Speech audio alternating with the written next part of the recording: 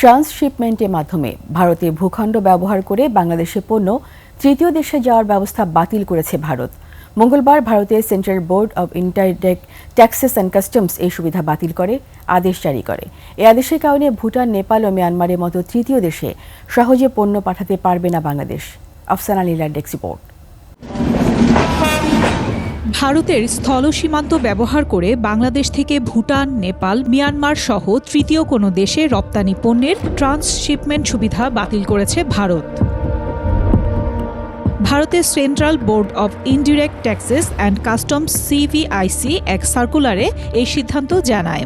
এর পাশাপাশি 2020 সালের 29 জুন দেয়া এ সংক্রান্ত আদেশও বাতিল করা হয়। বাতিল আদেশে আরও বলা হয়, যেসব পণ্য বোঝাই যানবাহন ইতিমধ্যে ভারতের ভূখণ্ডে আছে সেগুলো দ্রুত ভারতের ভূখণ্ড ত্যাগ করবে।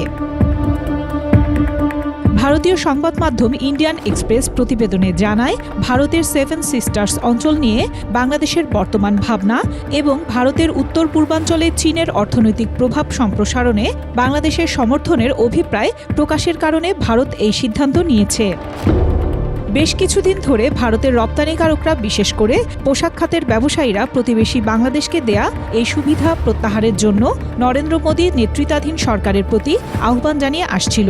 এখন যে কোনো ব্র্যান্ডের পুরাতন এসি বদলে নতুন ওয়ালটন এসিতে উপভোগ করুন 25% ছাড়।